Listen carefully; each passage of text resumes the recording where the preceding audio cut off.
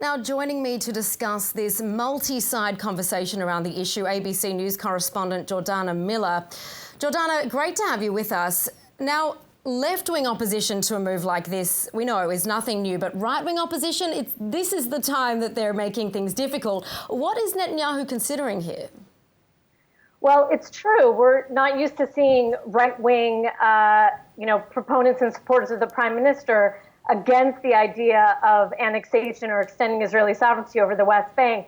But here's why they're against the plan, Tracy, and that's because if Israel annexes up to 30% of the West Bank, President Trump's peace plan calls for the rest of that area to eventually one day become a Palestinian state. And it also leaves out about 15 settlements and imposes a kind of settlement freeze, a building freeze in the other existing settlement blocks. So that's why there is a growing kind of faction within the right wing that is against this plan and saying, for the prime minister, very troubling things about the American president, who Netanyahu sees as having been such a strong ally. Now, it's absolutely unclear, Tracy, exactly what Netanyahu is going to do. He has kept the cards of this annexation plan very close to his chest. We can say that even some of the top defense officials in the country don't know exactly what he's planning, which seems curious given that the Israeli army is going to have to defend new territory. So we don't know exactly what he's going to do, but it does seem that the timeline for it, though it may begin in July, the actual details and the move may not come until later, perhaps August, September. And there's a lot of factors here, not only Netanyahu, what is in his political interest, but also what's in the White House's political interest. They do want to see some move. They think it'll help their evangelical base. And Netanyahu wants to do it quickly because there are signs that perhaps President Trump will not win re-election in November. No doubt, and we have seen at least Benjamin Netanyahu trying to appeal to the settler leaders, telling them that he wouldn't even consider the remainder of Judea and Samaria to be a Palestinian state. But the US is reportedly asking Netanyahu, of course, to slow down with his push ahead of July 1. We've seen they have bigger fish to fry domestically. So what's Netanyahu juggling now with the United States? What will they allow? Right. Well, that's the big question.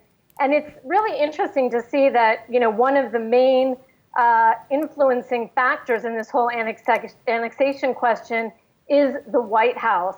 They have a lot at stake here, and they are incredibly preoccupied right now, to use perhaps the most neutral word, with a failing economy, the COVID-19 infection still soaring across the country, and now these very difficult race relations that have led to violent protests across the country. So the White House has indicated, we know from leaked Israeli reports, that they want Prime Minister Benjamin Netanyahu to slow down because, of course, this could have major consequences around the region. And if it unleashes violence, that will be a problem for the White House.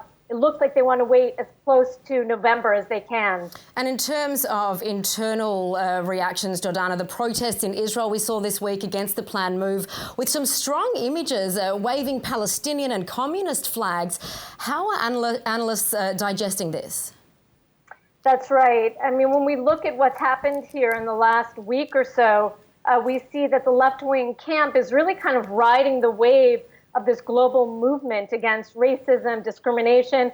The Israelis interpreting it in one protest over the weekend against annexation in the name of George Floyd, that African-American killed at the hands of American policemen. But we have to say, Tracy, the numbers just they're not very strong. We saw maybe 6,000 Israelis come out. The left wing and peace camp is still relatively weak here, and it doesn't feel like they're going to have a major influence over the decision about annexation. It's going to come more from the politicians, possibly from the opposition, the alternate prime minister, General Benny Gantz, or the Americans. All right, Jordana Miller, thank you so much for that analysis and that insight. Thanks, Tracy.